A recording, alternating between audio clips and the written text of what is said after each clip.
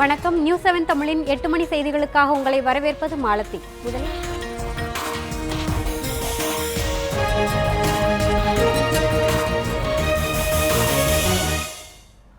Chennai Apollo மருத்துவமனைக்கு சென்ற திரைப்பட இயக்குனர் பாரதி ராஜா தமிழக முதலமைச்சர் ஜெயலலிதாவின் உடல்நலம் குறித்து கேட்டறிந்தார். அதன் பின்பு பேசிய அவர், முதலமைச்சர் விரைவில் குணமடைந்து மக்கள் பணியாற்றுவார் என்று தெரிவித்தார். மேடம் அவர்கள் முழு ஆரோக்கியத்துடன் மறுபடியும் நிர்வாகத்தில் தமிழகத்தில் ஆற்ற வேண்டிய பணிகளை செய்வார். ஏன்னா நடுத்தர வர்க்கத்திற்கு கீழ் இருக்கக்கூடிய மக்கள் அத்தனை பேருமே மருந்து மாத்திரைகளை காட்டும் பிரேயருக்கு அதிக மரியாதை. என்ன தலைவர் எம்ஜிஆர் இருக்கிற காலத்தில் புருக்லின் ஆஸ்பத்திரியோ மருத்துவமோ அவரை காப்பாற்றல, மக்களுடைய பிரார்த்தனை. அதே போல மேடம் அவர்களுக்கு மக்களுடைய பிரார்த்தனை முழுவதுமாக குணமடைந்திருக்கிறார்கள். இதேபோல் கவிஞர் வைரமுத்து, முன்னாள் துணைவேந்தர் ஔவை நடராசன் உள்ளிட்டோரும் தமிழக முதலமைச்சர் ஜெயலலிதாவின் உடல்நிலை குறித்து கேட்டறிந்தனர். முதலமைச்சர் ஜெயலலிதா விரைவில் நலம் பெற்று மக்கள் பணியாற்ற வருவார் என வைரமுத்து தெரிவித்தார். தமிழ்நாட்டு முதலமைச்சர் ஜெயலலிதா அவர்கள் போராட்டங்களால் சூழப்பட்ட வாழ்க்கைக்கு சொந்தக்காரர். அவருடைய தனி வாழ்வு, கலை வாழ்வு, அரசியல் வாழ்வு எல்லாமே போராட்டங்கள் நிறைந்தது. அதிலிருந்து மீண்டு வந்ததுதான் அவரது வாழ்வு. இப்போது உடல்நல போராட்டத்தில் அவர் ஈடுபட்டிருக்கிறார்.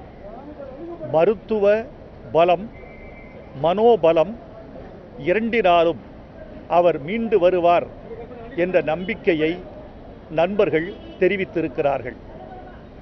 அவர்கள் முழு நலம் பெற வேண்டும் என்று நாங்கள் பெரிதும் விரும்புகிறோம், வாழ்த்துகிறோம்.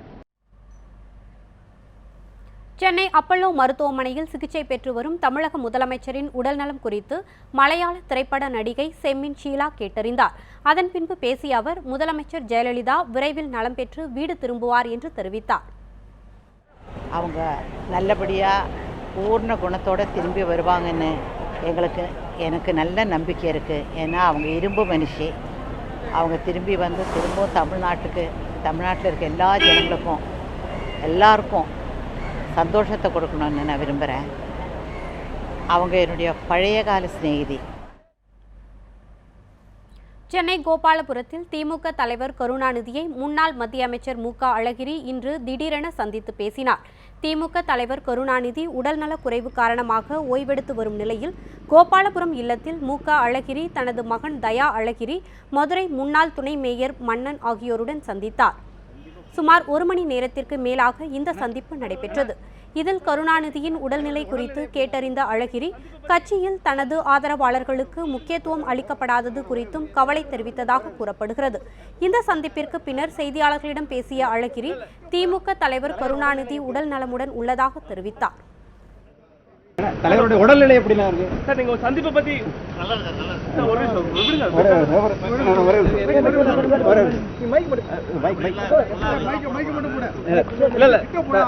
தலைவர் உடல்நிலை எப்படி இருக்கு? தமிழகத்தில் தேர்தல் நடைபெறும் 3 தொகுதிகளில் போட்டியிடும் பாஜக வேட்பாளர்கள் அறிவிக்கப்பட்டுள்ளனர்.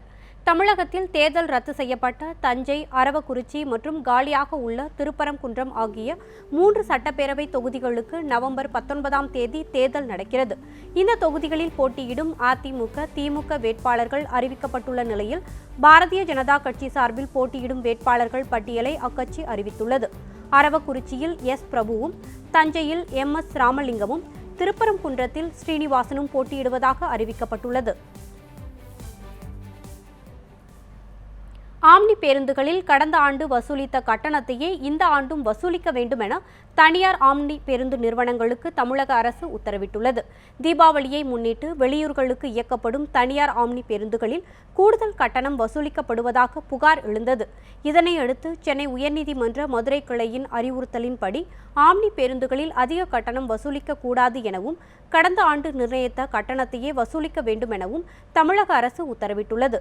மேலும் 27ஆம் தேதி முதல் முதல் 31ஆம் தேதி வரை பயணம் செய்வோரிடம் ஏற்கனவே கூடுதல் கட்டணம் வசூலிக்கப்பட்டிருந்தால் அவர்களிடம் பெறப்பட்ட கூடுதல் கட்டணத்தை பயணத்தின் போது திருப்பி அளிக்க வேண்டும் எனவும் தமிழக அரசு அறிவுறுத்தியுள்ளது. இதேபோல் அரசின் உத்தரவை பேருந்து நிறுவனங்கள் பின்பற்றுகின்றனவா என்பதை மாவட்ட ஆட்சியர்கள், மாவட்ட காவல்துறை கண்காணிப்பாளர்கள் மற்றும் போக்குவரத்து துறை அதிகாரிகள் கண்காணித்து உறுதி செய்ய வேண்டும் எனவும் தமிழக அரசு உத்தரவிட்டுள்ளது. கடந்த ஆண்டு நிர்ணயிக்கப்பட்ட கட்டணத்தின்படி சென்னையில் இருந்து மதுரை செல்லும் ஏசி வசதியில்லாத இருக்கை பேருந்துகளில் 880 ரூபாய் மட்டுமே வசூலிக்க வேண்டும். சென்னையிலிருந்து திருச்சிக்கு 750 ரூபாயும், சேலத்திற்கு 770 ரூபாயும், நாகர்கோவிலுக்கு 935 ரூபாயும் வசூலிக்க வேண்டும். இதேபோல் ஏசி பேருந்துகளில் சென்னையில் இருந்து மதுரைக்கு 990 ரூபாயும், திருச்சிக்கு 935 ரூபாயும், சேலத்திற்கு 869 ரூபாயும், சென்னையில் இருந்து நாகர்கோவிலுக்கு 1050 ரூபாயும் மட்டுமே வசூலிக்க வேண்டும் என தமிழக அரசு உத்தரவிட்டுள்ளது.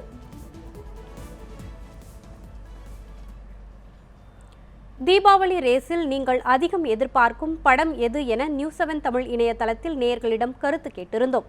அதற்கு கார்த்தியின் காஷ்மோரா என 66.3% பேர் கருத்து தெரிவித்துள்ளனர். தனுஷின் கொடி என 19.89% பேரும், மாகாபாவின் கடலை என 13.81% பேரும் கருத்து கூறியுள்ளனர். இதே கேள்வியை ட்விட்டர் சமூக வலைதளத்தில் கேட்டிருந்தோம். அதற்கு கார்த்தியின் காஷ்மோரா என 60% பேர் கருத்து தெரிவித்துள்ளனர். தனுஷின் கொடி என 30% பேரும், மாகாபாவின் கடலை என 10% பேரும் கருத்து கூறியுள்ளனர். சென்னையின் 3வது முனையமாக தாம்பரம் ரயில் நிலையம் வரும் டிசம்பர் மாத இறுதிக்குள் செயல்பட தொடங்கும் என தெற்கு ரயில்வே பொது மேலாளர் வசிஷ்ட ஜோகிரி தெரிவித்துள்ளார். சென்னையில் சென்ட்ரல், எழும்பூரை தொடர்ந்து 3வது ரயில் முனையத்தை தாம்பரத்தில் அமைக்கும் பணிகள் நடைபெற்று வருகின்றன. இந்த பணிகளை தெற்கு ரயில்வே பொது மேலாளர் வசிஷ்ட ஜோகிரி இன்று ஆய்வு செய்தார். பின்னர் செய்தியாளர்களிடம் பேசிய வசிஷ்ட ஜோகிரி, தாம்பரம் ரயில் நிலையத்தில் 3வது முனையம் அமைக்கும் பணிகள் பெரும்பாலும் நிறைவடைந்துள்ளதாக குறிப்பிட்டார். மின் இணைப்பு கொடுக்கும் பணிகள் இன்னும் 10 நாட்களில் முடிவடையும் என்றும், ரயில் முனையத்திற்கு தேவையான குடிநீர் கொண்டு வரும் பணிகள் 40 நாட்களுக்குள் முடிவடையும் என்பதால் வரும் டிசம்பர் மாத இறுதிக்குள் 3வது முனையம் செயல்பட தொடங்கும் என்றார். நெல்லையப்பர் கோவில் திருக்கல்யாண விழாவில் நெல்லையப்பர் காந்திமதி அம்பாளுக்கு காட்சி கொடுக்கும் வைபவம் நடைபெற்றது. இதில் திரளான பக்தர்கள் கலந்து கொண்டு சுவாமி தரிசனம் செய்தனர். திருநெல்வேலி மாவட்டத்தில் பிரசித்தி பெற்ற நெல்லையப்பர் திருக்கோவில் ஐப்பசி திருக்கல்யாண உற்சவம் கடந்த 17ஆம் தேதி கொடியேற்றத்துடன் துவங்கியது. திருவிழா நாட்களில் காலை மற்றும் மாலை நேரங்களில் காந்திமதி அம்பாள் திருவீதி உலாவும் திருக்கோவில் ஊஞ்சல் மண்டபத்தில் அபிஷேக அலங்கார தீபாராதனை நிகழ்ச்சிகளும் நடைபெற்று வருகிறது. விழாவின் முக்கிய நிகழ்ச்சியான திருக்கல்யாணம் நாளை நடைபெறுவதை முன்னிட்டு காந்திமதி அம்பாளுக்கு சுவாமி நெல்லையப்பர் காட்சி கொடுக்கும் வைபவம் இன்று நடைபெற்றது. பிரம்ம முகூர்த்தத்தில் கல்யாணம் நடக்கிற ஒரே க்ஷேத்திரம், ஐப்பசி திருக்கல்யாணத்துக்கு பெயர் போன க்ஷேத்திரம் இது. இந்த கோவிலில் திருக்கல்யாண வழிபாடுகளோ புத்திரபாகியத்துக்காகவோ சம்பத்துக்காகவோ வேண்டிக்கிட்டால் நினச்சது நடக்கும் அப்படிங்கிறது ஐதீகம். பொள்ளாச்சி கோயம்புத்தூர் தேசிய நெடுஞ்சாலை விரிவாக்கத்திற்கு இடையூறாக உள்ள 2200 மரங்கள் அகற்றப்பட உள்ளதால் அதற்கு மாற்றாக 22,000 மரக்கன்றுகளை நட முடிவு செய்யப்பட்டுள்ளது. பொள்ளாச்சி கோயம்புத்தூர் தேசிய நெடுஞ்சாலையில் 500 கோடி ரூபாய் செலவில் விரிவாக்கம் செய்யும் பணிகள் நடைபெற்று வருகிறது. இந்த சாலையை விரிவாக்கம் செய்ய 2200 மரங்கள் இடையூறாக உள்ளதால் அந்த மரங்களை அகற்ற தேசிய நெடுஞ்சாலைத்துறை முடிவு செய்துள்ளது. எனினும் மரங்களை அகற்ற இயற்கை ஆர்வலர்கள் கடும் எதிர்ப்பு தெரிவித்துள்ளனர். இந்த நிலையில் மரங்களை அகற்றுவது தொடர்பாக இன்று பொள்ளாச்சி சார் ஆட்சியர் அலுவலகத்தில் அனைத்து துறை அதிகாரிகளின் ஆலோசனை கூட்டம் நடந்தது. அகற்றப்படும் மரங்களுக்கு பதிலாக வெவ்வேறு இடங்களில் 22,000 மரக்கன்றுகளை நடுவதற்கு கூட்டத்தில் முடிவு செய்யப்பட்டது. 2200 மரங்கள் நம்ம எடுக்கும்போது அதுக்கு ஒரு ட்ரீ ஒன்றுக்கு 10 சாப்ளிங், அந்த மாதிரி 22,000 சாப்ளிங்ஸ் நம்ம நடைபெற வேண்டியிருக்கும். அது மட்டும் இல்லாமல் இந்த 2200 ட்ரீஸில் முடிஞ்ச அளவுக்கு டெக்னிக்கலி ஃபீஸிபிளாக இருக்கிற அளவுக்கு மரங்களை இங்கே இருந்து இடமாற்றம் பண்ணி இன்னொரு இடத்துக்கு டிரான்ஸ்பிளான்ட் பண்ணுறதுக்கு இந்த ஆலோசனை கூட்டம் எனக்கு நடைபெற்றது. நடிகர் சிவகுமார் வரைந்த ஓவியங்கள் அனைத்தும் கோல்டன் மொமெண்ட்ஸ் ஆஃப் சிவகுமார் என்ற பெயரில் புத்தகமாக வெளியிடப்பட்டுள்ளது. நடிகர் சிவகுமார் 40 ஆண்டுகளாக வரைந்த ஓவியங்கள் சென்னையில் உள்ள லலித் கலா அகாடமியில் பொதுமக்களின் பார்வைக்காக முதன்முறையாக வைக்கப்பட்டுள்ளது.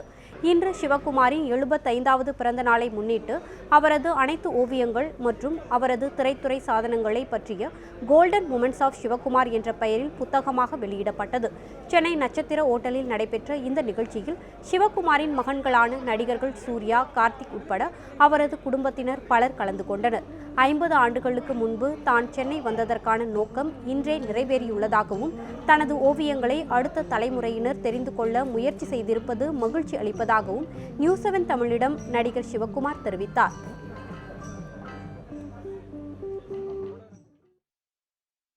₹7,500 செலவுக்குள்ளே 7 ஆண்டுகளில் வரைந்த ஓவியங்கள்.